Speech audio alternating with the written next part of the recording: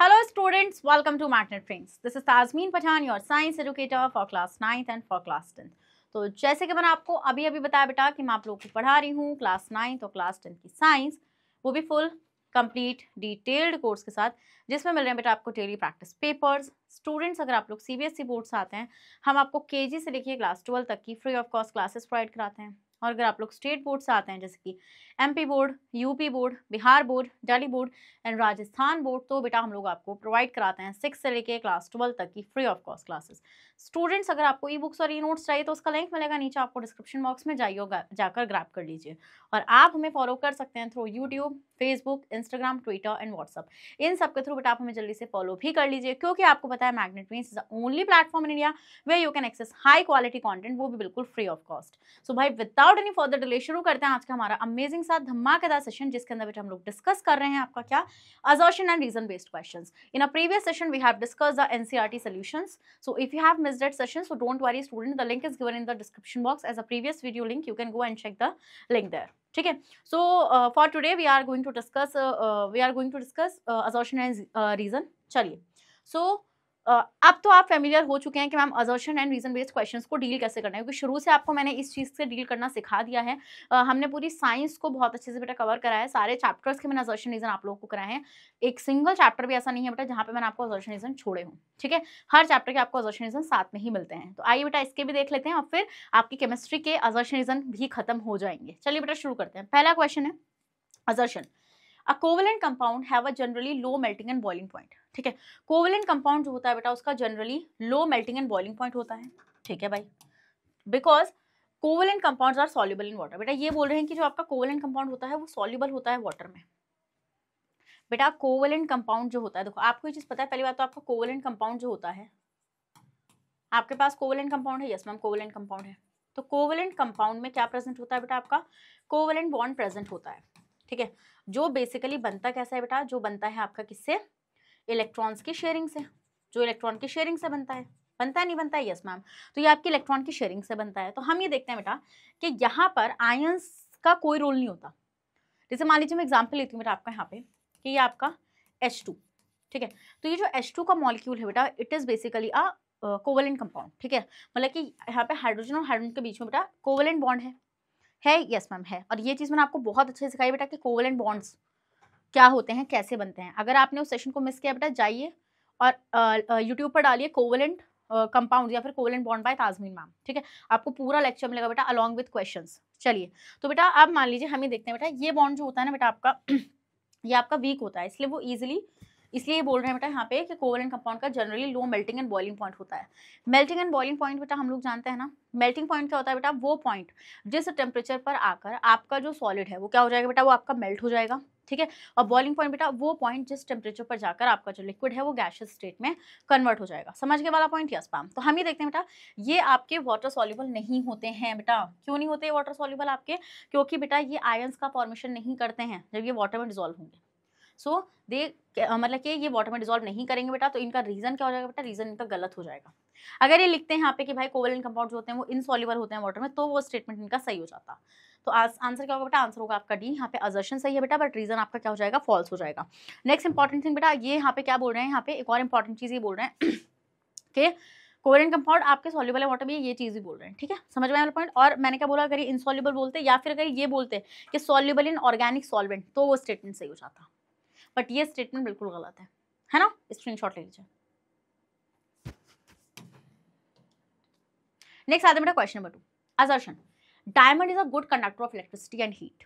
बेटा ये बोल रहे हैं कि डायमंड जो होता है वो गुड कंडक्टर होता है इलेक्ट्रिसिटी एंड हीट का। पहली बात आपको ये पता होनी चाहिए कि डायमंड जो है वो गुड कंडक्टर इलेक्ट्रिसिटी का हो ही नहीं सकता, क्योंकि अगर आपको डायमंड का स्ट्रक्चर याद हो बेटा, तो डायमंड के अंदर जो कार्बन होता है, ठीक है, मतलब ऑब्वियस बात है कार्बन ही है पूरा डायमंड, तो बेसिकली वो कार्बन जो है बेटा, एक कार्बन फर्दर 3 कार्बन से जुड़ा हुआ रहता है ना, टेट्राहेड्रल अरेंजमेंट होती है। मतलब कि आपको ये चीज़ पता है बेटा कि कार्बन की जो वैलेंसी होती है बेटा वो टेट्रावैलेंसी होती है, मतलब कि ये टेट्रावैलेंट होता है, मतलब कि इसके पास सिर्फ बेटा 4 ही इलेक्ट्रॉन है फॉर शेयरिंग। तो मतलब कि अगर इसने चारों के चारों इलेक्ट्रॉन्स को बेटा बॉन्डिंग में लगा रखा है, चारों के चारों इलेक्ट्रॉन्स को शेयरिंग में लगा रखा है, तो हाउ इट इज पॉसिबल कि डायमंड इलेक्ट्रिसिटी को कंडक्ट करा दे? क्योंकि आपको पता है बेटा कि या तो इलेक्ट्रॉन फ्लो करना चाहिए आपको बेटा, तब इलेक्ट्रिसिटी कंडक्ट होगी। यहाँ पे तो इलेक्ट्रॉन वेला ही नहीं है, यहाँ पर तो इलेक्ट्रॉन वैसे ही काम में लगा हुआ है। जब इलेक्ट्रॉन आपका काम में लगा हुआ है बेटा, तो वो किस तरीके से, आप ये बोल रहे हैं कि भाई डायमंड आपका गुड कंडक्टर हो जाएगा इलेक्ट्रिसिटी का, तो बेटा ये आपका असर्शन क्या हो जाएगा, यहाँ पे फॉल्स हो जाएगा, ठीक है। But diamond is a good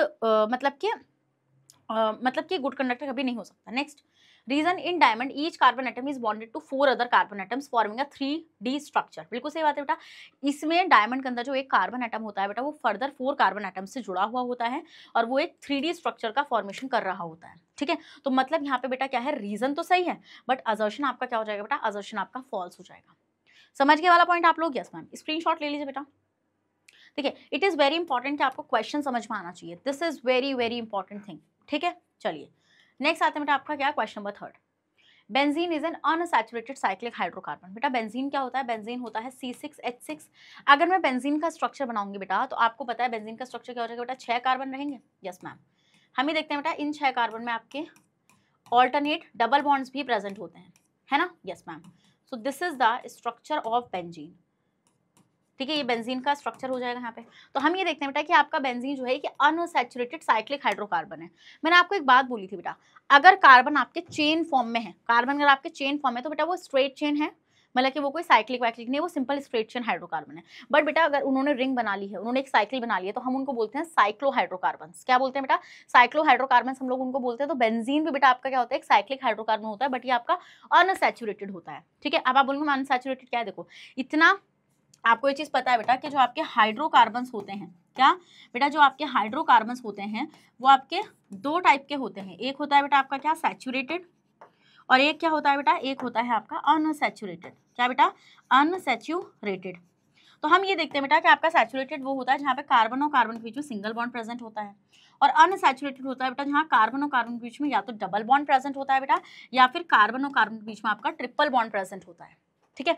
वो होते हैं बेटा आपके क्या, अनसैचुरेटेड हाइड्रोकार्बन, ये होते हैं सैचुरेटेड हाइड्रोकार्बन। तो बेसिकली यहाँ पे देखो बेटा, अगर आप बेंजीन के स्ट्रक्चर को, तो यहाँ पे आपके डबल बॉन्ड प्रेजेंट है बेटा, इसलिए इसने यहाँ पे ये चीज लिखी है कि बेंजीन जो होता है वो आपका एक अनसैचुरेटेड साइक्लिक हाइड्रोकार्बन होता है। बिल्कुल इसने सही बात बोली है यहाँ पे, yes ma'am.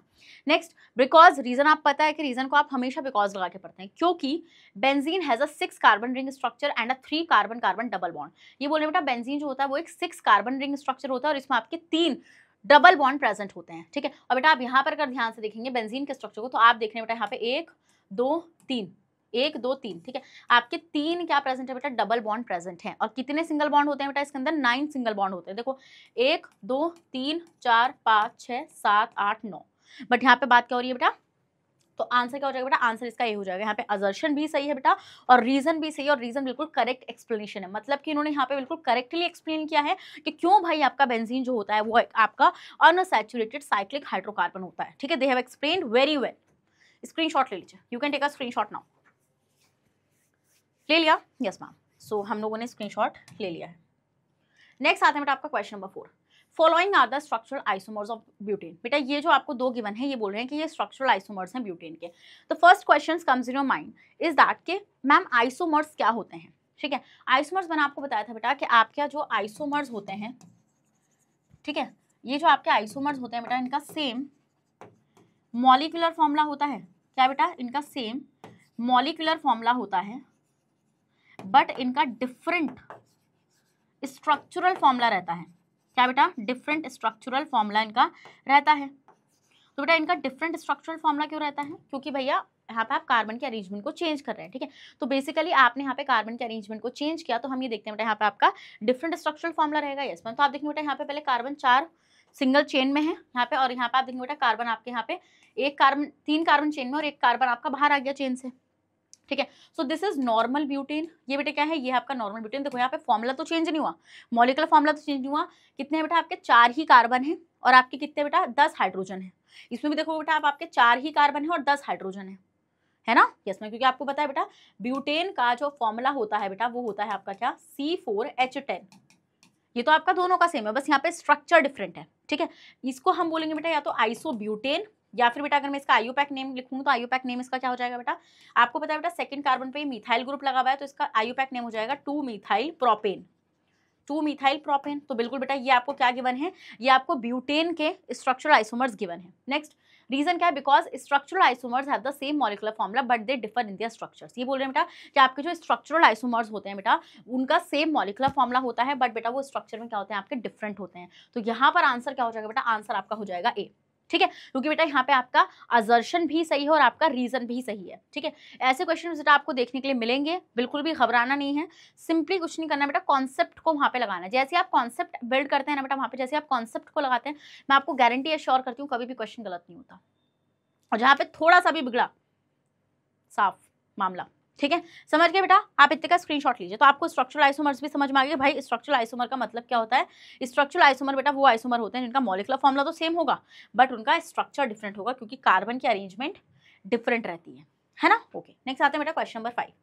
Alcohols have a similar chemical properties because all alcohol contains similar OH functional group. देखो ये बोले बेटा जो आपकी एल्कोहल्स होती हैं उनकी सिमिलर केमिकल प्रॉपर्टीज होती हैं। एक एग्जाम्पल मैं आपको यहाँ पे देकर समझाती हूँ। देखो मेरा एग्जाम्पल ध्यान से सुनना, मैं आपसे ये बोल रही हूँ बेटा कि मान लीजिए आपके पास ये चीज़ है CH3OH, CH3, CH2OH, है ना, CH3, CH2, CH2OH। ठीक है, तो आप ये देख रहे हैं बेटा यहाँ पर कि सब में, मैं क्या आपको बताना चाह रही हूँ, मैं आपको ये बताना चाह रही हूँ बेटा कि सब में बेटा आपके क्या है, सब में आपका यहाँ पे OH ग्रुप प्रेजेंट है। यस मैम, सब में आपका OH ग्रुप यहाँ पे प्रेजेंट है। तो यहाँ पे OH ग्रुप जब आपका प्रेजेंट है तो ये आपका क्या इंडिकेट कर रहा है कि भाई ये सारे के सारे कंपाउंड जो है मैम ये अल्कोहल है। क्योंकि अल्कोहल जो होता है बेटा आपका हाइड्रोक्सिल ग्रुप होता है, OH जब वो लगता है तो वो कंपाउंड आपका क्या बन जाता है, वो आपका अल्कोहल बन जाता है। तो आपको पता है ये सारे के सारे आपस में एक सिमिलर केमिकल प्रॉपर्टी को शेयर करेंगे because they are homologues to each other, है ना। यस मैम, सो हम ये देखेंगे बेटा क्यों ये बोल रहे हैं कि अल्कोहल जो है वो सिमिलर केमिकल प्रॉपर्टीज को क्यों मतलब कि शो कर रहे हैं, क्योंकि बेटा सारे के सारे अल्कोहल जो है उनके पास क्या है, OH as a functional group present है। ठीक है, तो आंसर क्या हो जाएगा, आंसर इसका ए हो जाएगा। यहाँ पे असर्शन भी सही है बेटा और रीजन भी सही है। और आपको पता है बेटा जब आपके बहुत सारे मेंबर्स एक ही साथ सीरीज में आ जाते हैं तो हम उनको होमोलोगस सीरीज बोल देते हैं उस सीरीज को, है ना। यस मैम, तो यहाँ पर आपको ये क्वेश्चन समझ में आ चुका है या नहीं आ चुका है, आ चुका है ना। चलो आप इसका स्क्रीनशॉट ले लो तो हम आगे बढ़ सकते हैं। नेक्स्ट आता है मेरा आपका क्वेश्चन नंबर 6। क्वेश्चन नंबर 6 क्या कह रहा है, ध्यान से पढ़ना। Following are the members of homologous series. देखो ये जो आपको मेंबर्स गिवन है होमोलोगस सीरीज के मेंबर्स हैं। सबसे पहले मैं आपको बताती हूँ बेटा होमोलोगस सीरीज क्या होती है। बेटा होमोलोगस सीरीज एक ऐसी सीरीज होती है जहाँ पे जो आपके मेंबर्स होते हैं वो सिमिलर केमिकल प्रॉपर्टीज को शेयर करते हैं। क्या, सिमिलर केमिकल प्रॉपर्टीज को शेयर करते हैं बेटा वो आपकी। ठीक है, दूसरा बेटा वो CH2 ग्रुप से डिफर करते हैं। क्या, डिफर बाय CH2 ग्रुप। समझ में आने वाला पॉइंट आप लोगों को। यस मैम, ये चीज़ हम लोगों को समझ में आ गई है ना। तो ये आपको जो गिवन है बेटा आप यहाँ पे आप ध्यान से अगर इस चीज़ को ऑब्जर्व करोगे बेटा, देखो सब में आपका, इसको इन्होंने होमोलोगस सीरीज क्यों बोला है, क्योंकि यहाँ पर या तो इनका ना सेम फंक्शनल ग्रुप होगा, सेम फंक्शनल ग्रुप मतलब कि इन सब कंपाउंड में जो भी आपके मेंबर होंगे ना उन सब मेंबर के पास ना फंक्शनल ग्रुप बिल्कुल सिमिलर होगा। ठीक है, सेम होगा। जैसे आप देखोगे बेटा अगर यहाँ पे तो आप देखोगे सब में OH है, सब में बेटा क्या है, सब में आपका OH प्रेजेंट है। तो भाई ये एक होमोलोगस सीरीज है। यस मैम, ये किसकी होमोलोगस सीरीज है बेटा, this is the homologous series of alcohols. ठीक है, अल्कोहल्स की आपकी होमोलोगस सीरीज है। अब रीजन क्या है, a series of a compounds with the same functional group. बेटा ऐसी कंपाउंड्स की सीरीज जिसमें आपका सेम फंक्शनल ग्रुप प्रेजेंट होता है but differ by CH2 unit is called homologous series. ठीक है, वो क्या होती है, होमोलोगस सीरीज होती है। तो बेटा आंसर आपका ए हो जाएगा। यहाँ पे आपका असर्शन भी सही है बेटा और यहाँ पर आपका रीजन भी सही है, और रीजन बिल्कुल करेक्ट एक्सप्लेनेशन बेटा यहाँ पे असर्शन की। ठीक है, तो इन्होंने पहले तो आपको एक होमोलोगस सीरीज दिखाई, फिर उसके थ्रू, अरे यार कहाँ गया, फिर उसके थ्रू इन्होंने यहाँ पे बताया भी कि भाई होमोलोगस सीरीज जो होती है वो एक ऐसी सीरीज होती है जिसमें जो आपके कंपाउंड्स होते हैं वो सेम फंक्शनल ग्रुप को शेयर कर रहे होते हैं एंड वो डिफर करते हैं CH2 ग्रुप से। ठीक है, CH2 ग्रुप से कैसे डिफर करेंगे बेटा, आप ध्यान से अगर इन कंपाउंड्स को देखोगे बेटा तो आप क्या चीज यहाँ पे देख पा रहे हो। देखो यहाँ पे इन दो कंपाउंड्स को देखो, this is methanol, this is methanol and this is ethanol. Second वाला क्या हो जाएगा बेटा, सेकंड वाला आपका हो जाएगा इथेनॉल। तो आप देखोगे बेटा यहाँ पे आपका एक कार्बन है और यहाँ पर आपके पास कितने कार्बन है बेटा, 2 कार्बन है। तो यहाँ पे आपके एक कार्बन का डिफरेंस आ गया। यस मैम, यहाँ पे आप देखोगे बेटा आपके कितने हाइड्रोजन है बेटा, 4 हाइड्रोजन है। और यहाँ पे आपके कितने हाइड्रोजन है बेटा, आपके यहाँ पे है आपके 3 और 2 6 हाइड्रोजन है। तो 2 हाइड्रोजन का यहाँ पे क्या आ गया बेटा, आपका गैप आपको देखने के लिए मिल जाएगा। ठीक है, तो इसलिए बोलते हैं कि भाई आपके जो होमोलोगस सीरीज के जो मेंबर्स होते हैं वो CH2 ग्रुप से डिफरेंट मतलब डिफरेंस रखते हैं आपस में एक दूसरे का। नेक्स्ट आता है question number 7। Saturated hydrocarbons bond with a blue flame. ये बोल रहे हैं बेटा कि जो आपका सैचुरेटेड हाइड्रोकार्बन होता है वो आपका ब्लू फ्लेम से बॉन्ड करता है। हम ये देखते हैं बेटा, ध्यान से सुनना, कि आपके जो सैचुरेटेड हाइड्रोकार्बन्स होते हैं बेटा जब आप उन्हें ऑक्सीजन की सप्लाई देते हैं, ठीक है, तो जैसे मान लीजिए मैं एग्जाम्पल लेती हूँ बेटा आपके CH4 का, जब आप इसको ऑक्सीजन की सप्लाई दोगे तो ये ऑक्सीजन की प्रेजेंस में बेटा ये बॉन्ड कर जाएंगे। यस मैम, तो यहाँ पे क्या होगा बेटा, कंबशन होगा। होगा या नहीं होगा, इसमें कंबशन होगा। तो ये बेटा जब बर्न करेगा ऑक्सीजन की प्रेजेंस में तो ये आपका प्रोड्यूस करेगा CO2, water and a lot of heat and a light, and a lot of heat and a light. तो हम ये देखते हैं बेटा यहाँ पर आपकी कोई भी स्मोक, कोई भी सूटी फ्लेम प्रोड्यूस नहीं होगी, मतलब कि यहाँ पे क्या प्रोड्यूस होगी, आपकी ब्लू फ्लेम प्रोड्यूस होगी। Yes ma'am, blue flame produce होगी। जैसे मैं आपको आपको ये तो मैंने एग्जांपल दिखाया, एक और एग्जांपल आप यहाँ पे देख सकते हैं बेटा, जैसे आपकी LPG, तो जो आपकी कुकिंग गैस होती है जिसको हम लोग क्या बोलते हैं बेटा, ब्यूटेन। ब्यूटेन आपकी कुकिंग गैस होती है ना। यस मैम, तो हम ये देखते हैं बेटा ब्यूटेन आपका एक सैचुरेटेड हाइड्रोकार्बन है। क्या बेटा, आपकी ब्यूटेन जो होती है बेटा, ब्यूटेन आपकी एक सैचुरेटेड हाइड्रोकार्बन होता है बेसिकली। तो जब ये आपका गैस स्टॉव जो होता है बेटा, सिलेंडर्स में भरी हुई होती है, तो जब ये जलती है तो आप देखते हैं बेटा गैस स्टॉव पे आपको ब्लू कलर की फ्लेम नजर आती है। तो ब्लू कलर की फ्लेम आपको कैसे मिल रही है बेटा, क्योंकि हम ये देखते हैं कि यहाँ पे जो आपका ब्यूटेन है ये कंप्लीट मतलब कि पूरे इसको सफिशिएंट अमाउंट ऑफ ऑक्सीजन वहाँ पे मिल रहा है। अब आप सोच रहे होंगे मैम कि इसको ऑक्सीजन मिलता कहाँ से बेटा, इसको ऑक्सीजन मिलता है बेटा जो गैस स्टॉव के अंदर जो होल्स होते हैं, जो इनलेट्स प्रेजेंट होते हैं बेटा, उसके थ्रू इसको ऑक्सीजन मिल रहा होता है। ठीक है, तो मतलब कि कंप्लीटली बर्न करते हैं, और जब भी आपके सैचुरेटेड हाइड्रोकार्बन्स कंप्लीटली बर्न करते हैं बेटा, मतलब उनको एक सफिशिएंट अमाउंट ऑफ ऑक्सीजन मिल जाता है बेटा, तो दे फॉर्म अ मतलब कि they produce a blue flame. ठीक है, बट आपको यहाँ पे एक और मैं कौन बताती हूँ इस चीज़ का, वो ये है बेटा कि अगर सैचुरेटेड हाइड्रोकार्बन को आपने पूरी अच्छे से सप्लाई नहीं दी ऑक्सीजन की बेटा, तो अब वो आपकी येलो फ्लेम प्रोड्यूस कर सकते हैं, है ना। जैसे आपने देखा होगा बेटा, कभी कभी आपने मान लो मम्मी ने बड़ा बर्तन रख दिया हो, या फिर होल्स जो हैं गैस स्टोव के वो मतलब वो ब्लॉक हो गए हो किसी वजह से, तो आप देखते हैं बेटा वहाँ पे आपको येलो फ्लेम भी देखने के लिए मिल जाती है। मिल जाती है नहीं मिल जाती, यस मैम मिल जाती है। तो बेसिकली अगर आपने गैस जलाया और एकदम से येलो फ्लेम भी आपको मिल रही है, तो आपके जो होल्स हैं इनलेट्स के, वो आपके या तो ब्लॉक हुए हुए हैं, क्योंकि आपके प्रॉपर सप्लाई ऑक्सीजन की नहीं मिली, किसको बेटा, आपकी कुकिंग गैस को। ठीक है, तो इसलिए उसने वहां पे येलो फ्लेम को प्रोड्यूस किया। तो यहाँ पे बिल्कुल सही बात है बेटा कि सैचुरेटेड हाइड्रोकार्बन्स जो होते हैं वो ब्लू फ्लेम के साथ बर्न करते हैं, because saturated hydrocarbons contain less carbon content, so there is a complete combustion of this compounds. बेटा आंसर क्या हो जाएगा, आंसर हो जाएगा इसका ए। हम ये देखते हैं बेटा कि जो आपके सैचुरेटेड हाइड्रोकार्बन्स होते हैं उसमें कम अमाउंट ऑफ कार्बन प्रेजेंट होता है बेटा, तो जिससे कि आपकी जो ऑक्सीजन सप्लाई, आपको पता है बेटा एटमॉस्फेयर में हमारे पास 21% ऑक्सीजन होती है, वो 21% जो ऑक्सीजन होगी बेटा आपकी, वो क्या करेगी बेटा, वो उस कार्बन को कंप्लीटली बर्न कर देगी। तो अगर वहां पे कार्बन आपका कंप्लीटली बर्न हो जाएगा बेटा, तो there is a no remnant of a less मतलब कि अनबर्न कार्बन, जिसकी वजह से वहां पे सूटी फ्लेम प्रोड्यूस हो। इजी है, यस मैम, ये येलो फ्लेम प्रोड्यूस हो।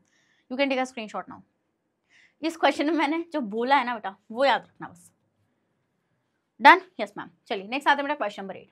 Carbon is the only element that can form a large number of compounds. बेटा ये बोल रहे हैं कि कार्बन एक इकलौता ऐसा एलिमेंट है बेटा जो बहुत सारे नंबर ऑफ एलिमेंट्स मतलब बहुत सारे नंबर ऑफ कंपाउंड्स का फॉर्मेशन कर सकता है। इसका रीजन मैंने आप लोगों को बताया था कि भाई जो कार्बन होता है वो मिलियंस ऑफ कंपाउंड्स का फॉर्मेशन कर क्यों सकता है। उसके दो रीजन बेटा मैंने आपको बताए थे। एक तो कार्बन की खुद के साथ जुड़ने की टेंडेंसी होती है, मतलब कि कार्बन अपने साथ ही लिंक कर सकता है and to form a long chains of carbon. ठीक है, तो इस वजह से बेटा इसके बहुत सारे कंपाउंड्स एग्जिस्ट करते हैं। यस मैम, ये रीजन हो जाएगा इसका। And this property is called catenation. दूसरा होता है बेटा इसकी टेट्रावेलेंसी।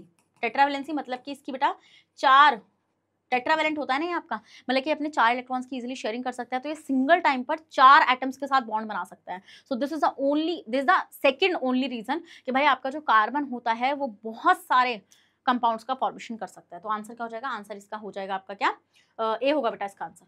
ठीक है, इसका आंसर क्या होगा आपका, ए होगा। ठीक है, समझ में आया वाला पॉइंट आप लोगों को। यस मैम, ये चीज़ आपको समझ में आ चुकी है। ठीक है, बट आप carbon is the only element that can form. ठीक है, हाँ वैसे लार्ज नंबर ऑफ कंपाउंड से बना सकता है, बट हम लोग यहाँ पे ना बेटा इसका आंसर डी ही रखते हैं, ए नहीं रखते हैं। देखो डी क्यों रखना है बेटा, क्योंकि इसने यहाँ पे लिखा है ओनली एलिमेंट, क्योंकि आपका सिलिकॉन भी एक एलिमेंट होता है बेटा जो कंपाउंड्स का फॉर्मेशन करता है। ठीक है, चलिए तो आप इसका स्क्रीनशॉट ले लीजिए, तो उसके हिसाब से देखेंगे तो आपका आंसर इसका डी हो जाएगा, बट रीजन तो बिल्कुल करेक्ट है। नेक्स्ट आते हैं बेटा आपका क्वेश्चन नंबर 9। तो हम यहाँ पे क्या देखेंगे बेटा, हम लोग यहाँ पे ये चीज़ देखेंगे, असर्शन है बेटा आपका यहाँ पे, if the first member of a homologous series is methanal. ठीक है, ये बोल रहे हैं बेटा कि अगर फर्स्ट मेंबर जो है होमोलोगस सीरीज का वो मीथेनल है, तो it's a third member will be propanal. ठीक है, ओके, तो बेटा पहला मेंबर जो है होमोलोगस सीरीज का मीथेनल है, तो थर्ड मेंबर प्रोपेनल होगा। देखो मीथेनल क्या होता है बेटा, methanal HCHO is the methanal. Yes ma'am, तो CHO group is the aldehyde group. तो जहाँ पर आपका एल्डिहाइड प्रेजेंट है बेटा, तो वहाँ पे हम लोग क्या देखते हैं, वहाँ पे हम लोग देखते हैं कि भैया आपका अब अगर दूसरे कंपाउंड जैसे मान लो ये हो गया आपका क्या, CH3CHO, नेक्स्ट CH3CH2 CHO। तो पहला मेंबर क्या हो गया, मीथेनल। दूसरा मेंबर क्या हो गया बेटा आपका, इथेनल। तीसरा मेंबर क्या हो गया आपका, प्रोपेनल। तो यहाँ पे बिल्कुल सही बोल रहा है बेटा कि जो अगर जो आपकी होमोलोगस सीरीज है अगर उसका फर्स्ट मेंबर मीथेनल है तो उसका थर्ड मेंबर प्रोपेनल ही होगा। ठीक है, रीजन क्या हो जाएगा बेटा, आपका रीजन हो जाएगा all the members of a homologous series show a chemical properties. ठीक है, show a similar chemical properties. ठीक है, तो आंसर क्या हो जाएगा, आंसर हो जाएगा इसका बी। बेटा ये यहाँ पे असर्शन सही है, रीजन भी सही है, but reason is not the correct explanation here.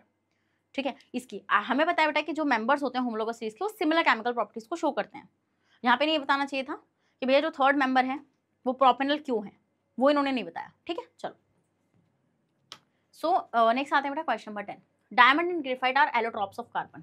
Allotropes क्या होते हैं बेटा? एलोट्रॉप्स होते हैं जब आपका एक एलिमेंट होता है वो मल्टीपल मतलब कि डिफरेंट फिजिकल स्टेट में एग्जिस्ट करता है बेटा, फिजिकल फॉर्म में एग्जिस्ट करता है, तो हम उनको बोलते हैं एलोट्रॉप्स। तो डायमंड और ग्रेफाइट जो है बेटा आपके कार्बन के एलोट्रॉप होते हैं, बिल्कुल मैम। बट कार्बन आपके 3 एलोट्रॉप रखता है, एक तो हो गया डायमंड, एक हो गया ग्रेफाइट, और बेटा रिसेंटली डिस्कवर हुआ है जिसका नाम है बकमिंस्टर फुलरिंग। ठीक है। So some elements can have a several different structural form while in the same physical state. These forms are called allotrops. ठीक है, इनको हम क्या बोलते हैं बेटा? इनको हम लोग बोलते हैं आपका एलोट्रॉप। तो आंसर क्या हो जाएगा बेटा? आंसर आपका हो जाएगा ए। ठीक है, यस मैम। चलिए नेक्स्ट आते हैं। ठीक है, मतलब कि इनकी फिजिकल स्टेट तो अलग हो सकती है बट इनकी केमिकल प्रॉपर्टीज सिमिलर होंगी।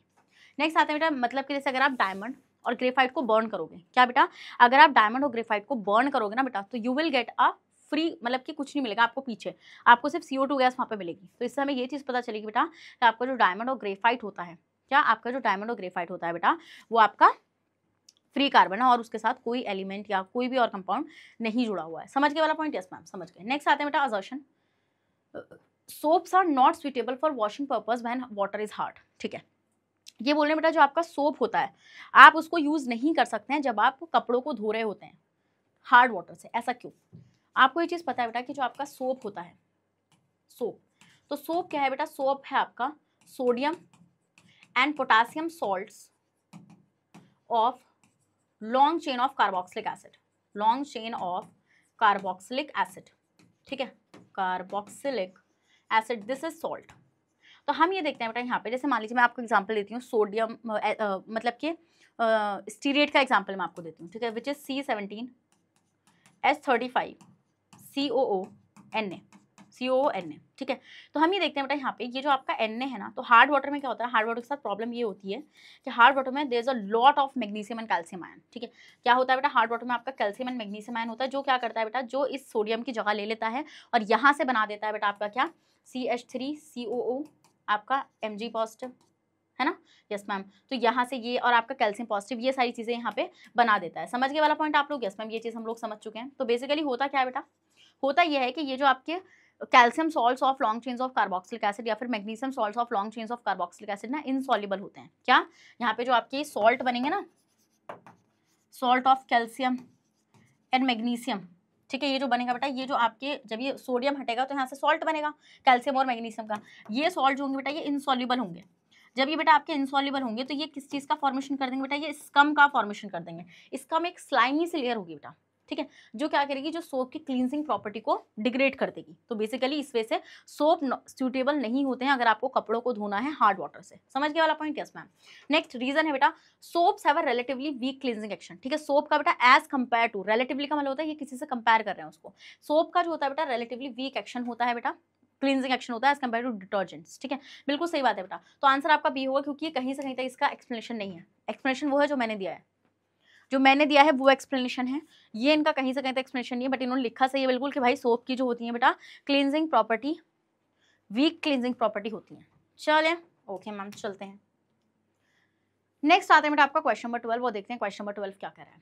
Carbon compounds can form a chain branch and ring structures. बिल्कुल बेटा, कार्बन जो कंपाउंड्स होते हैं वो आपके चेन में भी हो सकते हैं, है ना, आपके वो ऐसे चेन में भी हो सकते हैं, आपके वो कैसे ऐसे ब्रांचिंग में भी हो सकते हैं, आपके इवन वो ऐसे रिंग में भी हो सकते हैं। कोई लड़ना चाहेगा कार्बन से?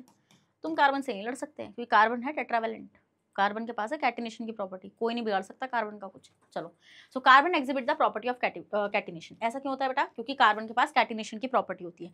भैया कार्बन खुद से लिंक हो सकता है, इसी प्रॉपर्टी को, इस सेल्फ लिंकिंग की प्रॉपर्टी को हम लोग बोलते हैं कैटिनेशन। और इस कैटिनेशन की वजह से तो ये बादशाह है कि इसकी पूरी की पूरी, आपको पता है इसके कंपाउंड्स की वजह से केमिस्ट्री की एक पूरी पूरी ब्रांच बन चुकी है, ऑर्गेनिक केमिस्ट्री। लोग PhD कर रहे हैं उसमें, मास्टर्स कर रहे हैं उसमें। अब तुम देखो कार्बन, हम साथ तो कार्बन ही कर यार जिंदगी में, हमने क्या ही कर लिया? कुछ नहीं करा, सिर्फ 2 प्रॉपर्टीज को रखी इसने और क्या क्या कर दिया इसने। चलो छोड़ो ये दुख। चलो नेक्स्ट आता है बेटा question number 13, assertion. Carbon monoxide is extremely poisonous in nature. ये बोल रहे हैं बेटा जो आपकी कार्बन मोनोऑक्साइड होती है ये काफ़ी पॉइजनस होती है नेचर में। हमें देखते हैं बेटा ये इतनी ज़्यादा पॉइजनस होती है कि अगर कोई पर्सन इसको इनहेल कर ले बेटा तो उसकी डेथ हो जाएगी। अब आप बोलेंगे मैम ऐसा क्यों? देखो आपको ये चीज़ पता है बेटा आपने मेरे से लाइफ प्रोसेस चैप्टर पढ़ा है, वहाँ पे आपने मेरे से ब्लड पढ़ा था। वहाँ पे मैंने आपको ब्लड में एक बात बताई थी कि ब्लड में होता है बेटा हीमोग्लोबिन। वो हीमोग्लोबिन क्या करता है, ऑक्सीजन कैरियर होता है वो, ठीक है, यस मैम। तो वो ऑक्सीजन को कैरी करता है ना। तो अब हम देखते हैं बेटा, अगर कार्बन मोनोऑक्साइड आपने इनहेल किया तो हम ये देखते हैं बेटा, कार्बन मोनोऑक्साइड ऑक्सीजन के साथ कॉम्पिटिशन करता है बाइंडिंग में, और बेसिकली ज़्यादा उसकी बाइंडिंग कैपेसिटी होती है हीमोग्लोबिन से। तो अगर वो बाइंड कर गया तो सेल उसको तो यूज़ नहीं कर पाएंगे, तो सेल की तो डेथ हो जाएगी, है ना। तो ये काफ़ी पॉइजनस होता है बेटा, because carbon monoxide is form by a complete combustion. बेटा कार्बन मोनोऑक्साइड जो होता है वो कंप्लीट कंबशन से नहीं बनता, वो आपके इनकम्प्लीट कंबशन से बनता है। किससे? इनकम्प्लीट कंबशन से आपका वो बनता है। तो रीज़न आपका फॉल्स है बेटा, ठीक है। मैंने आपको ये चीज़ बताई थी बेटा, इनकम्प्लीट कंबशन क्यों ख़राब होता है, क्यों, वो रीज़न है पॉल्यूशन का बेटा। क्योंकि हम यहाँ पे क्या देखते हैं, हम यहाँ पे ये चीज़ ऑब्जर्व करते हैं बेटा कि इनकम्प्लीट कंबशन से प्रोड्यूस होती है आपकी carbon monoxide, which affect our health as well as pollutes the environment. समझ गए वाला पॉइंट आप लोग? यस मैम, ये चीज़ हम लोग समझ गए। तो अब आपके दिमाग में एक बात आ रही है कि मैम आप क्या चाह रही हैं, मैं ऑक्सीजन सिलेंडर लेके घूमे साथ में? ये ऐसा कोई मेरे से सवाल जवाब नहीं करेगा, ठीक है, आपको पता है इसका आंसर। चलिए, सो नेक्स्ट आता है बेटा question number 14। Cooking oil decolourises bromine water. Cooking oil जो है बेटा वो ब्रोमीन वाटर को डीकलराइज कर देगा, बिकॉज कुकिंग ऑयल एक सैचुरेटेड कंपाउंड है। भाई इनको पकड़ के लाओ मेरे पास, ये इतनी गलत बात कर कैसे सकते हैं। देखो अब आपको पता है बेटा कि आपको ये चीज़ मालूम है कि आपका जो वेजिटेबल ऑयल होता है, जो आपका वेजिटेबल ऑयल होता है, और जो बेटा आपका वेजिटेबल घी होता है, वेजिटेबल ऑयल और वेजिटेबल घी, बेटा वेजिटेबल ऑयल जो होता है बेटा ये होता है आपका अनसैचुरेटेड। क्या होता है बेटा, ये आपका होता है अनसैचुरेटेड, और बेटा ये जो होता है ये होता है बेटा आपका सैचुरेटेड। क्या होता है बेटा, ये आपका होता है सैचुरेटेड। तो हम लोग यहाँ पे ये चीज़ ऑब्जर्व करते हैं बेटा, ब्रोमीन वाटर टेस्ट यूज किया जाता है टू फाइंड या to differentiate in between the saturated and unsaturated hydrocarbon. ठीक है, समझ में आया पॉइंट आप लोगों को? यस मैम, ये चीज़ हमें समझ में आ गई। तो हम ये चीज़ ऑब्जर्व करते हैं बेटा कि आपके जो अनसैचुरेटेड और ये जो आपका सैचुरेटेड है, तो बेसिकली होता क्या है बेटा, जब आप यहाँ पर ब्रोमीन वाटर को ऐड करते हो ना, तो bromine water is a brown in colour. तो हम ये देखते हैं बेटा कि आपका ये कलरलेस हो जाता है। वो आपका जो कुकिंग ऑयल है ना, जैसे आपने यहाँ पे ब्रोमीन वाटर को ऐड किया तो आप देखोगे बेटा वो ब्रोमीन वाटर का कलर उड़ जाएगा, बेसिकली सोल्यूशन कलरलेस हो जाएगा, ठीक है। Yes ma'am. सो और यहाँ पर जब आप ऐड करोगे बेटा सैचुरेटेड के साथ, जब आप ऐड करोगे बेटा किसको, ब्रोमीन वाटर को, ब्रोमीन वाटर को जब आप ऐड करोगे बेटा, तब आप यहाँ पे ये चीज़ ऑब्जर्व करोगे कि भैया आपका यहाँ पे ये कलर इंटैक्ट रहेगा, कलर इंटैक्ट रहेगा। अब ये क्या बोल रहा है बेटा, आपसे बोल रहा है कि कुकिंग ऑयल ने ब्रोमीन वाटर को डीकलराइज कर दिया। बिल्कुल, कुकिंग ऑयल डीकलराइज करेगा वाटर को, बट वो इसलिए करेगा क्योंकि वो सैचुरेटेड नहीं अनसैचुरेटेड है। तो इसलिए मैं बोल रही हूँ इनको पकड़ के लाओ जरा मेरे पास, ठीक है, इनको सिखाएंगे अच्छे से, ठीक है। समझ में आया वाला पॉइंट आप लोगों को? यस मैम, समझ में आ गया। तो इसका आंसर क्या हो जाएगा बेटा, इसका आंसर आपका हो जाएगा ये वाला, रीजन आपका फॉल्स है, सी होगा इसका आंसर, ठीक है। वो एनिमेशन रॉन्ग लग गया, स्क्रीनशॉट ले लो, स्क्रीनशॉट ले लो, डन। चलो नेक्स्ट आते हैं आपका question number 15। Assertion, in a candle wax vapour burn in sufficient supply of oxygen which leads to a blue flame. Candle wax की जो वेपर्स हैं वो बर्न कर रही हैं सफिशिएंट अमाउंट ऑफ ऑक्सीजन में, बढ़िया उन्हें ऑक्सीजन मिल रही है, तो वो ब्लू फ्लेम लीड कर रही है, ठीक है। नेक्स्ट ये बोल रहे हैं रीजन है इसका, when the oxygen supply is sufficient then the fuels burn completely and producing a blue flame. तो आंसर बिल्कुल ये होगा बेटा, सही बात है यार। देखो सिंपल सी बात है, मैंने आपको एक बात बोली थी कि देखो आपने ये चीज़ें जूनियर क्लासेस में ज़रूर पढ़ी होंगी कि आपका जो कैंडल होता है उसमें जो आपके जोन, उसमें ना मल्टीपल जोन होते हैं, there is a blue zone, there is a yellow zone, है ना, ये जोन होते हैं आपके। जहाँ ब्लू जोन होता है बेटा, जहाँ आपकी ब्लू फ्लेम होती है, वहाँ पे आपका कंप्लीट कंबशन हो रहा होता है, बट जहाँ येलो होता है बेटा वहाँ पे आपका इनकम्प्लीट कंबशन होता है। बेसिकली होता क्या है, जब आप बर्न करते हैं वैक्स को, तो वैक्स आपका राइज अप होता है एंड विक तक आता है, देन अल्टीमेटली वो आपका फ्लेम को प्रोड्यूस करने लगता है। तो हम ये देखते हैं बेटा, जब उसको कंप्लीट सप्लाई नहीं मिलती है ऑक्सीजन की, मतलब सफिशिएंट अमाउंट ऑफ सप्लाई नहीं मिलती है ऑक्सीजन की, तो बेसिकली वो क्या करता है बेटा, वो आपका अनबर्न्ड कार्बन रह जाता है। और जब वो आपका अनबर्न्ड कार्बन होगा, आपका अनबर्न्ड कार्बन जो होगा बेटा आपका, वो क्या करेगा, वो आपका जाएगा फ्लेम में, हीटअप होगा और वहाँ से वो ग्लो करेगा एंड येलो कलर की आपको फ्लेम मिलेगी, है ना। होता ही है इसमें, होता ही है। अब आपके कैंडल वैक्स को बेटा क्या मिल रही है, प्रॉपर सप्लाई मिल रही है ऑक्सीजन की। तो जब इसको प्रॉपर सप्लाई बेटा ऑक्सीजन की मिल रही है, तो आपको ये चीज़ पता है कि अगर आपके पास कोई फ्यूल है, ठीक है, और आप उसको कंप्लीट ऑक्सीजन दे रहे हो, कंप्लीट ऑक्सीजन बेटा आप उसको दे रहे हो, तो आप देखोगे बेटा वो क्या प्रोड्यूस करेगी, वो आपकी ब्लू फ्लेम प्रोड्यूस करेगी। क्या प्रोड्यूस करेगी बेटा, वो आपकी ब्लू फ्लेम प्रोड्यूस करेगी बेटा। और अगर आपके पास फ्यूल है और आप उस फ्यूल को क्या करोगे बेटा, मतलब कि आप इसको लेस ऑक्सीजन दोगे बेटा, तब वो आपकी प्रोड्यूस करेगी येलो फ्लेम। और ये भी मैंने आपको बता दिया बेटा वो किस तरीके से येलो फ्लेम प्रोड्यूस करती है, क्योंकि आपका अनबर्न कार्बन रह जाता है बेटा, वो अनबर्न कार्बन आपका फ्लेम में जाएगा, हीटअप होगा और उसकी वजह से आपको येलो फ्लेम मिलेगी। Easy peasy lemon squeezy, yes ma'am. चलिए नेक्स्ट, चक्कर तो किसी को नहीं आ रहे होंगे, नहीं मैम बिल्कुल नहीं आ रहे। चलो assertion next, alkene give addition reaction. बेटा एल्केन्स जो होते हैं आपके एडिशन रिएक्शन देते हैं, because addition reaction are a characteristic property of unsaturated hydrocarbon. अभी तुम बातें कर रहे हो एल्केन की और तुम बोल रहे हो अनसैचुरेटेड हाइड्रोकार्बन, ये कौन सा दोगलापन है भाई? आपको पता है एल्केन जो होते हैं वो सैचुरेटेड हाइड्रोकार्बन होते हैं, यस मैम। देखो आपको चीज पता है बेटा, एग्जाम्पल लेती हूँ मैं आपका, एडिशन रिएक्शन होती क्या है ये मुझे बताओ, एडिशन रिएक्शन क्या होती है? ठीक है, पहले तो देखो इसने अभी क्या बात करी, ये एडिशन रिएक्शन की बात कर रहा है और ये एल्केन की बात कर रहा है। अगर एल्केन में आप किसी चीज को ऐड कराओगे तो मुझे ये बताओ, कार्बन तुम्हें पेंटावेलेंट नजर आ रहा है क्या? कार्बन पेंटावेलेंट नजर आ रहा है क्या? हाँ नहीं मैम, आप बोलेंगे नहीं मैम कार्बन तो टेट्रावेलेंट होता है। तो अगर कार्बन टेट्रावेलेंट होता है और तुम एल्केन में एडिशन रिएक्शन की बातें कर रहे हो, बेटा एल्केन कभी भी एडिशन रिएक्शन नहीं दे सकता। कौन देता है बेटा एडिशन रिएक्शन? एडिशन रिएक्शन बेटा आपके देते हैं कौन? Unsaturated hydrocarbon. जैसे कि मैं एग्जांपल लेती हूँ बेटा, यहाँ पे आपका किसका, ये क्या है बेटा, ये है आपका इथीन। क्या है बेटा, ये है आपका इथीन। तो आप यहाँ पे ध्यान से देखेंगे एक चीज बेटा, कि ये जो आपका इथीन है, जब आप यहाँ पे हाइड्रोजन को ऐड कराएंगे तो हाइड्रोजन ऐड कैसे होता है? हाइड्रोजन कहता है डबल बॉन्ड तोड़ दो, ठीक है, ये डबल बॉन्ड टूटता है बेटा, एक हाइड्रोजन इधर जाता है और एक हाइड्रोजन इधर जाता है। तो बेसिकली आपको क्या मिलता है बेटा, यहाँ पे 3 हाइड्रोजन लग जाते हैं बेटा इस कार्बन पर। मैंने आपको ये चीज बोली बेटा, कार्बन पेंटावेलेंट नहीं होता, कार्बन टेट्रावेलेंट होता है, वो 4 ही बॉन्ड बना सकता है मैक्सिमम, ठीक है। तो यहाँ पे देखो इसने क्या बोला, एल्केन एडिशन रिएक्शन देता है, बेटा यहीं पे इन्होंने बात गलत कर दी, असर्शन इनका गलत हो जाएगा बेटा और रीजन इनका सही हो जाएगा, ठीक है, क्योंकि एडिशन रिएक्शंस जो होती है बेटा वो अनसैचुरेटेड हाइड्रोकार्बन की कैरेक्टरिस्टिक प्रॉपर्टी होती है, ना कि एल्केन्स की। समझ गए? तो एल्केन की कैरेक्टरिस्टिक प्रॉपर्टी क्या होती है? जल्दी से बताइए मुझे कमेंट बॉक्स में, क्या पता अगला क्वेश्चन वही आ जाए भाई, मुझे कुछ नहीं पता चल रहा। चलो स्क्रीनशॉट ले लो। तो बेटा आपको ना समझ में आना चाहिए, बेसिकली बात ये है। चलो नेक्स्ट बेटा question number 17, n butane and isobutane are example of isomer. बिल्कुल बात, एन ब्यूटेन क्या बेटा आपका normal butane which is CH3 CH2 CH2 CH3, ये क्या हो जाएगा बेटा, ये हो जाएगा आपका एन ब्यूटेन। क्या हो जाएगा बेटा, ये हो जाएगा आपका n butane, yes ma'am. Next आएंगे आइसोब्यूटेन। आइसोब्यूटेन क्या होता है बेटा आपका, आइसोब्यूटेन का मतलब क्या बेटा, एक कार्बन जो है आपका वो चेन से बाहर है, यस मैम। तो दिस इज आइसोब्यूटेन। तो ये आपस में क्या है बेटा, ये है आप यार यहाँ पे कुछ लिख मत लेना, कभी मेरे ऊपर इल्जाम लगा दो, मैडम आपने तो 2 H लिख रखे थे वहाँ पे, CH3 CH3। तो बेसिकली ये हो जाएगा बेटा, ये हो जाएगा आपका आइसोब्यूटेन, ठीक है। Next, so because isomerism is possible only with hydrocarbons having a 4 और मोर कार्बन एटम्स, ठीक है। तो आंसर बेटा इसका क्या हो जाएगा, आंसर हो जाएगा इसका बी, ठीक है। तो आंसर क्या हो जाएगा, आंसर इसका हो जाएगा बी, ठीक है। This is not the correct explanation here. वहाँ पे इनको रीजन ये देना चाहिए था कि भैया आइसोमर इसलिए हैं क्योंकि यहाँ पे कार्बन का अरेंजमेंट डिफरेंट है। और आपको ये चीज़ पता है बेटा, 4 कार्बन से कम में तो आइसोमेरिज्म पॉसिबल है नहीं, क्योंकि अरेंजमेंट ही नहीं हो पाएगा कार्बन का। अरेंजमेंट करोगे भी तो बेटा वही सेम कंपाउंड मिल जाएगा आप लोगों को, मिलेगा ही नहीं मिलेगा, बिल्कुल। नेक्स्ट आते हैं असर्शन। असर्शन है saturated hydrocarbon are chemically less reactive. ये बोले बेटा सैचुरेटेड हाइड्रोकार्बन जो होते हैं वो आपके केमिकली लेस रिएक्टिव होते हैं, because all the valencies of carbon atom are satisfied by a single covalent bond. ऐसा क्यों बेटा, क्योंकि यहाँ पे सिंगल कोवेलेंट बॉन्ड प्रेजेंट होता है, बिल्कुल सही बात है बेटा। तो यहाँ पे हम देखते हैं इसी वजह से आपके सैचुरेटेड हाइड्रोकार्बन जो होते हैं बेटा क्या होते हैं आपके, काफी केमिकली लेस रिएक्टिव होते हैं, क्योंकि भैया वहाँ पे उनका पूरा सिंगल कोवेलेंट बॉन्ड बढ़िया करके मस्त शेयरिंग हो रही है यार इलेक्ट्रॉन्स की, क्या ही जरूरत है, हाँ क्या ही जरूरत है। चलो नेक्स्ट आते हैं बेटा question number 19, diamond and graphite do not have a same crystal structure. Yes, हम ये देखते हैं बेटा डायमंड में टेट्राहेड्रल अरेंजमेंट होता है बेटा, और ग्रेफाइट में आपका क्या होता है, हेक्सागोनल एरे होते हैं और लेयर्ड स्ट्रक्चर होता है। देखो डायमंड में तो ये रहता है यार, इतना कॉम्प्लेक्स है ना डायमंड कि मैं खुद नहीं बना पाती, रहने दो, बस बहुत सारी कॉम्प्लेक्सिटी होती है। उसमें ग्रेफाइट में ये होता है बेटा,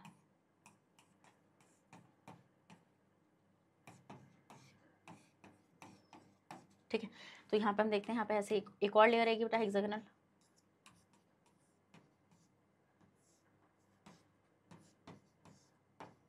ठीक है, ऐसे ऐसे, this is the layered structure, this is the layered structure, ठीक है। तो हम ये देखते हैं बेटा इसका सेम क्रिस्टल स्ट्रक्चर नहीं होता है, बिल्कुल सही बात है। तो diamond is a crystalline while graphite is amorphous, ठीक है। तो बेटा बिल्कुल यहाँ पे आपका क्या हो जाएगा, रीजन आपका फॉल्स हो जाएगा, दोनों में होता क्रिस्टल अरेंजमेंट है, ठीक है। चलिए नेक्स्ट आता है बेटा आपका क्या, असर्शन। ग्रेफाइट आपका सॉफ्ट होता है, स्लिपरी टू टच होता है, क्योंकि यहाँ पे लेयर्स प्रेजेंट होती हैं, लेयर है और वो वीक वंडरवॉल फोर्सेस से क्या रहती है बेटा, कनेक्टेड रहती हैं, ठीक है। इसलिए ग्रेफाइट आपका स्लिपरी होता है to touch and it has a sheet like layered structure. तो बिल्कुल आंसर हो जाएगा बेटा इसका ए। यहाँ पे असर्शन भी सही है बेटा और यहाँ पे आपका रीजन भी सही है, क्या असर्शन भी सही है और रीजन भी सही है, और रीजन बिल्कुल करेक्ट एक्सप्लेनेशन हो जाएगी बेटा किसकी, आपकी असर्शन की। समझ में आया वाला पॉइंट आप लोगों को, यस मैम समझ में आ गया। चलो नेक्स्ट, नेक्स्ट है बेटा 21 क्वेश्चन कर लिए बेटा आपने, congratulation. Both aldehyde and ketone contain carbonyl group, ठीक है, दोनों ही एल्डिहाइड और कीटोन में कार्बोनिल ग्रुप प्रेजेंट होता है, जैसे CHO एंड CO ग्रुप, ठीक है। So in aldehyde the functional group is attached to at least one hydrogen atom, ठीक है। ये बोलने बेटा इसमें फंक्शनल ग्रुप जो होता है एल्डिहाइड में, जो फंक्शनल ग्रुप होता है वो एक हाइड्रोजन एटम से तो आपका अटैच होना चाहिए, बिल्कुल सही बात है बेटा, बट ये इसका कोई करेक्ट एक्सप्लेनेशन थोड़ी है। देखो एल्डिहाइड होता है CHO और आपका ये क्या होता है बेटा, ये होता है आपका CO। अगर मैं लिखूंगी तो C double bond O, this is the carbonyl group, and CHO में देखो ये एल्डिहाइड हो गया, ये कीटोन हो गया, देख रहे हो आप, कार्बोनिल ग्रुप तो दोनों में है, कार्बोनिल ग्रुप तो आपका दोनों में प्रेजेंट है ना, इसमें कार्बोनिल ग्रुप आपका दोनों में प्रेजेंट है। अब हम देख रहे हैं बेटा एल्डिहाइड में जो फंक्शनल ग्रुप होता है वो आपका अटैच रहता है एटलीस्ट वन हाइड्रोजन एटम, बिल्कुल ये जो कार्बोनिल ग्रुप है बेटा ये आपका एक हाइड्रोजन एटम से आपका अटैच रहता है, दूसरी साइड आप चाहे H रख लो या एल्काइल रख लो, मर्जी आपकी, दूसरी साइड में आप H रख सकते हैं या फिर बेटा आप एल्काइल ग्रुप को रख सकते हैं, ठीक है। समझ में आ गया वाला पॉइंट आप लोगों को, समझ में आया, आ गया तो समझ में, तो बेटा स्क्रीन शॉट ले लो। नेक्स्ट 22 इन एल्केन्स, बेटा एल्केन्स में और एल्काइंस में जो वैलेंसी होती है कार्बन की वो हमेशा 4 होती है। ऑब्वियसली बात है भाई, कार्बन की वैलेंसी कंपाउंड चेंज होने से थोड़ी चेंज हो जाएगी, हाँ कार्बन की वैलेंसी क्या कंपाउंड चेंज होने से चेंज हो जाएगी क्या? कार्बन का 4 इलेक्ट्रॉन लेने का सपना तुम छोड़ दोगे, मतलब कि कंपाउंड की वजह से वो छूट जाएगा? नहीं बेटा, because all hydrocarbon except alkane contain double bonds. ये बोले बेटा सारे के सारे हाइड्रोकार्बन जो होते हैं एल्केन्स को छोड़कर सब में आपका डबल बॉन्ड प्रेजेंट होता है, ठीक है। तो यहाँ पर आपका असर्शन सही है बेटा, बट रीजन क्या हो जाएगा बेटा, आपका रीजन आपका यहाँ पे फॉल्स हो जाएगा बेटा, ट्रिपल बॉन्ड होता है, ठीक है। समझ में आया वाला पॉइंट आप लोगों को, सारे एल्केन्स को छोड़कर सब में डबल बॉन्ड नहीं होता, उसमें ट्रिपल बॉन्ड भी होता है। एल्कीन्स में ही तो होता है डबल बॉन्ड, और एल्काइन में तो ट्रिपल बॉन्ड होता है। Yes ma'am. नेक्स्ट आता है बेटा आपका असर्शन, ग्रेफाइट जो होता है वो आपका गुड कंडक्टर होता है इलेक्ट्रिसिटी का, because it has a one free valence electron. अब बेटा आप ध्यान से देखो, ग्रेफाइट का स्ट्रक्चर कुछ ऐसा होता है, this is the structure of graphite. अभी नहीं भाई, बनाने तो दो, ठीक है, एक और लेयर बना लेते हैं।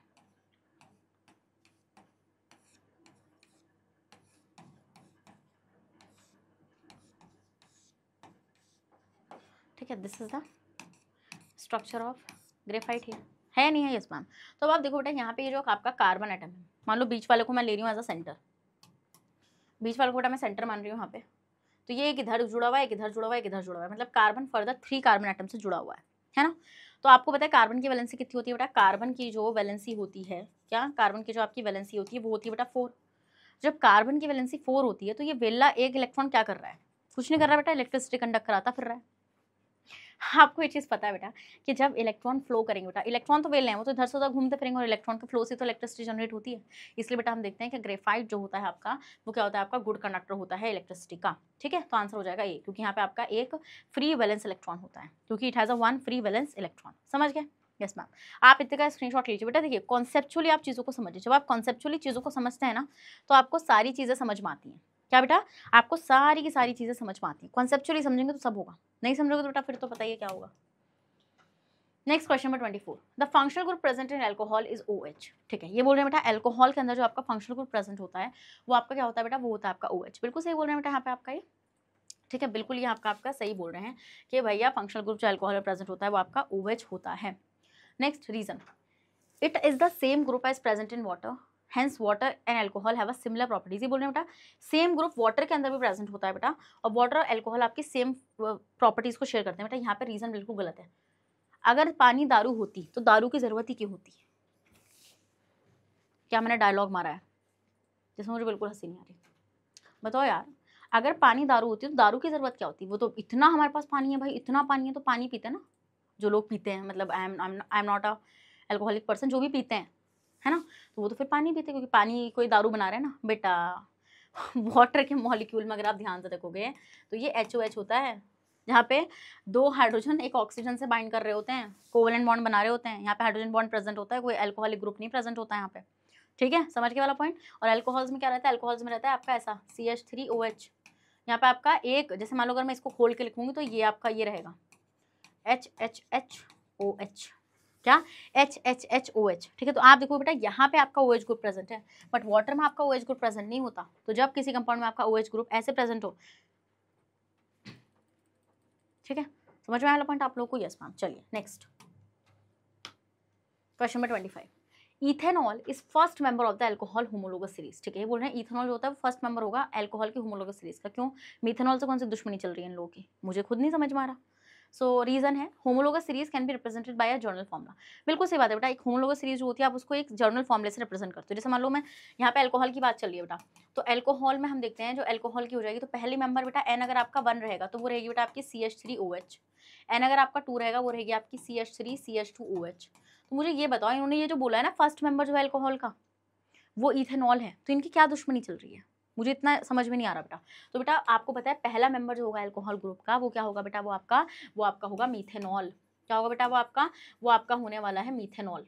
क्या होने वाला है? मीथेनॉल होने वाला है। ठीक है, तो इनका असर्शन तो गलत हो गया। ठीक है, और ये चीज़ बिल्कुल सही है बेटा कि भैया इनका जो होमोलोगस सीरीज होती है वो एक सेम जर्नल फॉर्मूले से रिप्रेजेंट की जाती है। जैसे मान लो अल्कोहल का हो जाएगा ROH, आपका R चेंज होता चला जाएगा, OH तो सेम ही रहेगा। तो this is the general formula for the homologous series of alcohol. Easy peasy lemon squeezy. ठीक है, जो लाइक नहीं करेगा भाई मैं कुछ नहीं बोल रही। ठीक है, तुम लोग खुद ही समझते हो, मैं कुछ नहीं बोल रही, तुम लोग खुद ही समझते हो। तुम बोलोगे मैम ब्लैकमेल कर रही हो क्या? मैंने कुछ नहीं बोला, मैंने आपसे बोला ना मैंने कुछ नहीं बोला। चलो next 26 question. Carbon ends compound can be used as a fuels. बिल्कुल आप बेटा इसको फ्यूल की तरह यूज कर सकते हो क्योंकि भैया बहुत ही तगड़ी हीट एंड लाइट प्रोड्यूस करते हैं ये। जैसे मान लो मैंने लिया बेटा आपका क्या CH4, इसमें लगा दी मैंने आग इन प्रेजेंस ऑफ एयर। ठीक है, तो क्या होगा बेटा यहाँ पे कंबशन हो गया इसका। तो हम ये देखेंगे बेटा यहाँ पर ये क्या करेगा बेटा, यहाँ पे CO2 वाटर एंड साथ में क्या प्रोड्यूस करेगा बेटा, साथ में आपकी हीट एंड लाइट को प्रोड्यूस करेगा। क्या बेटा, हीट एंड लाइट को ही आप क्या प्रोड्यूस करेगा, करेगा नहीं करेगा, बिल्कुल करेगा। नेक्स्ट रीजन है they are highly inflammable and high calorific value. ये बोले बेटा रीजन क्या हो जाएगा, रीजन इसका ये हो जाएगा क्योंकि आपकी काफ़ी हाईली इन्फ्लेमेबल होते हैं, मतलब एकदम से आग पकड़ लेंगे बेटा। और क्या होगा, काफ़ी हीट एंड लाइट को प्रोड्यूस करेंगे। समझ गए वाला पॉइंट? यस मैम, ये चीज़ हम लोग समझ गए। नेक्स्ट आते हैं क्वेश्चन नंबर 27। तो क्वेश्चन नंबर 27 बेटा आपका क्या कह रहा है, covalent compounds are generally poor conductor of electricity. Covalent compounds होते हैं बेटा ये जनरली पुअर कंडक्टर होते हैं इलेक्ट्रिसिटी के, because they consist of molecules not ions which can transfer charge. भाई मुझे इतने ये क्वेश्चन मजेदार लगते हैं। देखो आपको पता है बेटा कि जो कोवेलेंट कंपाउंड्स होते हैं, जो आपके कोवेलेंट कंपाउंड्स होते हैं बेटा उसमें आयंस तो प्रेजेंट होते नहीं है, there is a no ions. तो जब आयंस ही नहीं है तो इलेक्ट्रिसिटी कंडक्ट कहाँ से हो जाएगी, मुझे ये बताओ। हाँ, जब आपके बेटा आयंस ही नहीं है तो इलेक्ट्रिसिटी कंडक्ट कहाँ से हो जाएगी। तो बेटा हम ये देखते हैं कोवेलेंट कंपाउंड्स होते हैं वो आपके बैड कंडक्टर ऑफ इलेक्ट्रिसिटी इसलिए ही होते हैं बेटा क्योंकि हम वहाँ पे ये देखते हैं कि भाई उनमें आयंस प्रेजेंट नहीं होते हैं। क्या बेटा, उनमें आयंस आपके प्रेजेंट नहीं होते हैं। ठीक है, तो आंसर क्या हो जाएगा बेटा, आंसर हो जाएगा इसका ए। यहाँ पे असर्शन भी सही है बेटा आपका और आपका रीजन भी सही है। और रीजन क्या हो जाएगा बेटा, रीजन बिल्कुल यहाँ पे करेक्ट एक्सप्लेनेशन हो जाएगा असर्शन की। समझ गए वाला पॉइंट? चलो स्क्रीनशॉट लो, ले लिया बेटा स्क्रीनशॉट। चलो नहीं सकते हैं 28th question. Diamond is not a good conductor of electricity because it has a no free electrons. ठीक है, एक ध्यान से एक बात सुनो मेरी। वो बात ये है कि आपको पता है डायमंड का स्ट्रक्चर क्या होता है। What is diamond? Diamond is like कि आपका एक कार्बन एटम जो है वो फर्दर 4 कार्बन एटम से जुड़ा हुआ होता है। This is the structure of diamond, this is the structure of diamond. ठीक है, ये होता है आपका डायमंड का स्ट्रक्चर। Yes ma'am. अब आपको ये चीज पता है बेटा जो कार्बन की वैलेंसी होती है वो कितनी होती है बेटा, वो होती है 4। तो यहाँ पे डायमंड में जो कार्बन है बेटा उस कार्बन ने अपनी चारों इलेक्ट्रॉन को बिजी कर रखा है यार। चारों इलेक्ट्रॉन को उसने मतलब कि बॉन्डिंग में डाल रखा है। देयर इज नो वेला इलेक्ट्रॉन हियर। ठीक है, तो इसका मतलब अगर कोई वेला इलेक्ट्रॉन है नहीं, इलेक्ट्रॉन के मूवमेंट की वजह से तो इलेक्ट्रिसिटी कंडक्ट हो रही थी ग्रेफाइट के अंदर। यहाँ पर बेटा कोई भी वेला इलेक्ट्रॉन नहीं है, तो मतलब कि यहाँ पे क्या हो जाएगा, इसी वजह से बेटा हम देखते हैं कि डायमंड जो होता है आपका अच्छा कंडक्टर नहीं होता बेटा इलेक्ट्रिसिटी का, क्योंकि इसके पास फ्री इलेक्ट्रॉन्स नहीं होते हैं। ठीक है, क्योंकि बेटा हम क्या देखते हैं यहाँ पे, हम लोग ये चीज ऑब्जर्व करते हैं कि यहाँ पे भैया इसके पास फ्री इलेक्ट्रॉन्स नहीं होते हैं। समझ में आया बेटा? कोई डाउट है तो you can ask me in the comment box, है ना। स्क्रीनशॉट लो बेटा आप इसका, जल्दी से इतने का स्क्रीनशॉट ले लो। ले लिया बेटा? यस मैम, ले लिया हमने यहाँ पे स्क्रीनशॉट। नेक्स्ट, ठीक है, नेक्स्ट आते हैं बेटा 29th question. Olefins have the general formula of CnH2n+1। ये बोले बेटा जो ऑलेफिन्स होते हैं बेटा उसका जर्नल फॉर्मूला होता है CnH2n+1। रीजन है there is at least 1 double bond between 2 carbon atoms in their molecule. कि भाई ऑलेफिन्स में कम से कम एक डबल बॉन्ड तो होना चाहिए 2 कार्बन एटम्स के बीच। ठीक है बेटा, सबसे पहले जो इन्होंने यहाँ लिखा है नहीं, इसका जर्नल फॉर्मूला होता ही नहीं है। ऑलेफिन्स का जर्नल फॉर्मूला होता है CnH2n। इसका मतलब ऑलेफिन आपका क्या होता है, ऑलेफिन आपका एक एल्कीन होता है। क्या ऑलेफिन आपका क्या होता है, ऑलेफिन आपका एक एल्कीन होता है। तो यहाँ पर बेटा क्या है आपका असर्शन गलत है। क्या बेटा आपका यहाँ पे आपका असर्शन फॉल्स हो जाएगा, बट रीजन क्या हो जाएगा बेटा आपका, रीजन यहाँ पे आपका ट्रू हो जाएगा। समझ के वाला पॉइंट या नहीं समझ रही, जल्दी से बताइए। ये चीज आपको समझ में आई या नहीं आई? अगर समझ में आ गई तो इसी बात पर रेड हार्ट कमेंट भी कर दीजिए, और सेशन को तो बेटा कोई लाइक करना भूलेगा ही नहीं, है ना। चलो आप इतने का स्क्रीनशॉट ले लो, तो आंसर हो जाएगा बेटा इसका डी। चलो नेक्स्ट क्वेश्चन देखते हैं, क्वेश्चन नंबर 30। क्वेश्चन नंबर 30 क्या कह रहा है? Carbon possesses property of catenation. ठीक है, कार्बन के पास कैटिनेशन की प्रॉपर्टी होती है, बिल्कुल सही बात है। कैटिनेशन क्या होता है बेटा? कार्बन अपने आप से बॉन्ड्स बना सकता है and to form a long chains. ठीक है, कार्बन एटम अपने आप से लिंकिंग कर करके लॉन्ग चेन्स बना सकता है, this property is called catenation. ठीक है, ओके मैम, असर्शन से ये यहाँ पे reason, carbon atom form single double as well as triple bonds during catenation. ये बोल रहे बेटा कार्बन एटम्स जो होते हैं वो क्या सिंगल, डबल और ट्रिपल बॉन्ड्स को बनाते हैं ड्यूरिंग कैटिनेशन। बिल्कुल सही बात है बेटा यहाँ पे आपका, कि भाई देखो यहाँ पे सिंगल बॉन्ड बना रखा है, इथीन का एग्जाम्पल लेंगे तो वो डबल बॉन्ड बनाएगा, और इथाइन का एग्जाम्पल लेंगे तो बेटा वो ट्रिपल बॉन्ड बनाएगा। तो this is called catenation, self linking property is called catenation, but this is not the correct reason of this assertion here. ठीक है, तो आंसर विल बी बी। समझ में आ गया वाला पॉइंट आप लोगों को? यस मैम, स्क्रीनशॉट ले लो, ले लिया बेटा स्क्रीनशॉट इतने का। चलिए भाई, so this is all about for this amazing and wonderful session of assertion and reason based questions of chapter carbon and its compound. So student, I hope you all like the video. So जल्दी से इसी बात पर heart comment करो, session को भी like कर दो। आप लोग को ये चीज पता है बेटा, मैग्नेट ब्रेन्स आपको टॉप कोर्सेज अवेल करा रहा है in both the mediums, Hindi and English medium. So for CBSE board हम लोग आपको केजी से लेके क्लास 12 तक की free of cost classes provide कराते हैं, and for Delhi, Bihar, UP, MP, Rajasthan बेटा हम लोग आपको प्रोवाइड कराते हैं 6 से लेके क्लास 12 तक की free of cost classes. Students, अगर आपको e books and e notes चाहिए तो उसका लिंक कहाँ मिलेगा? आपको डिस्क्रिप्शन बॉक्स में मिल जाएगा, जाकर उसको ग्रैब कर लीजिए। और आप हमें फॉलो कर सकते हैं through YouTube, Facebook, Instagram, Twitter and WhatsApp. इन सब के थ्रू बेटा आप जल्दी से फॉलो भी कर लीजिए। अब मैं मिलूंगी बेटा आपसे नेक्स्ट सेशन में, जहां पर डिस्कशन स्टार्ट होगा मल्टीपल चॉइस क्वेश्चंस का। तो बिल्कुल भी सेशन को मिस मत करिएगा, बने रहेगा बेटा मेरे साथ मैग्नेट ब्रेन्स पर। Thank you so much.